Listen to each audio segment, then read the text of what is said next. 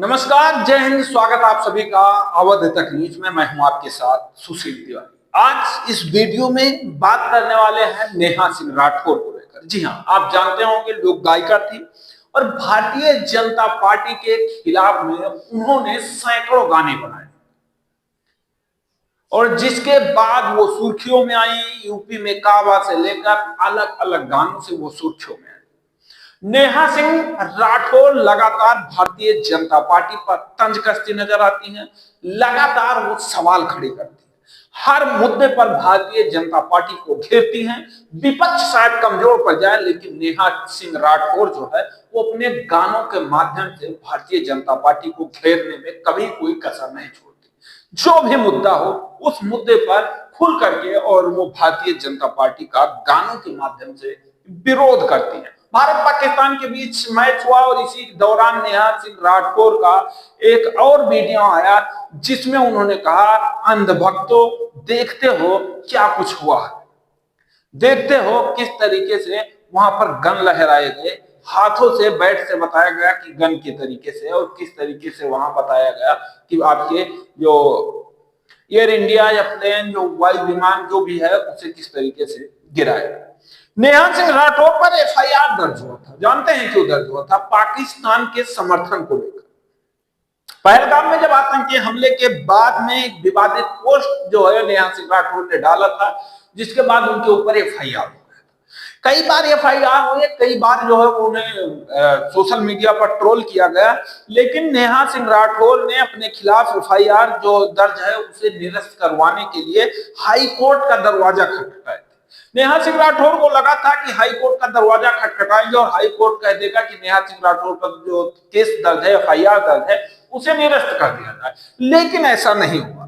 Court ने साफ तरीके से इनकार कर दिया और कोर्ट ने कहा कि इस मामले में हम कुछ नहीं करेंगे, यूपी पुलिस की जांच में सहयोग करिए और उसके बाद जो कुछ मामला है वो सामने आएगा। आपको थोड़ा डिटेल में बता देते हैं मामला क्या था। हाई कोर्ट ने नेहा सिंह राठौर की याचिका खारिज कर दी। मामला पीएम नरेंद्र मोदी बिहार चुनाव और हिंदू मुस्लिम राजनीति से जुड़े पोस्ट पर एफआईआर को लेकर। एफआईआर नेहा सिंह राठौर ने एफआईआर रद्द कराने के लिए कोर्ट में याचिका दायर की थी और बार एंड बेंच के मुताबिक 19 सितंबर 2025 को फैसला सुनाते हुए कोर्ट ने नेहा सिंह राठौर को 26 सितंबर 2025 की सुबह 11 बजे अधिकारियों के सामने पेश होने और पुलिस रिपोर्ट दाखिल करने, जांच में सहयोग करने का निर्देश दिया था। कोर्ट ने कहा था कि प्रथम दृष्टा जांच में अपराध की पुष्टि हुई है, इसलिए पुलिस अधिकारी जो है वो जांच सही है। और नेहा सिंह राठौर के कार्यों को लेकर ट्विटर पर जो है वो पोस्ट जो है संगीन माना जाता है, क्योंकि पहलगाम आतंकी हमले के तुरंत बाद किए गए पोस्ट। कोर्ट ने माना कि नेहा सिंह राठौर ने अपने पोस्ट में धार्मिक और बिहार चुनाव के पहलुओं पर पीएम नरेंद्र मोदी का नाम लेकर आरोप लगाया है। बीजेपी सरकार ने अपने निहित स्वार्थों के लिए हजारों सैनिकों की जान जो है वो दांव पर लगाई और देश में पड़ोसी देश के साथ युद्ध में धकेला। कोर्ट ने कहा, उल्लेख है कि इसी पोस्ट में नेहा सिंह राठौर के खिलाफ लखनऊ हजरतगंज में अप्रैल 2025 को एफआईआर जो है वो दर्ज हुई। नेहा सिंह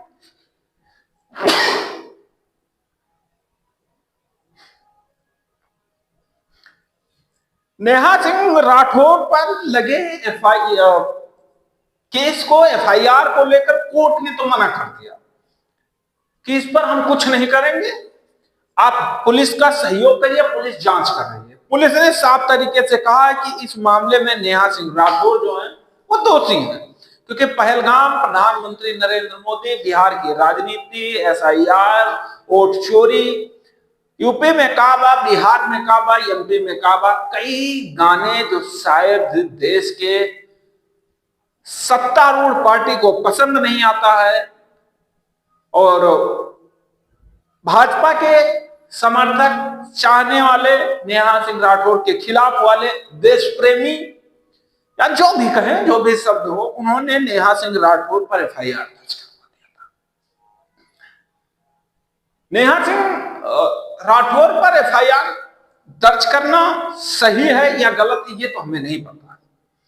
लेकिन अगर नेहा सिंह राठौर ने देश के खिलाफ में बातें की है तो उनके ऊपर एफआईआर होना चाहिए, लेकिन अगर प्रधानमंत्री के खिलाफ बातें की है तो नहीं होना चाहिए।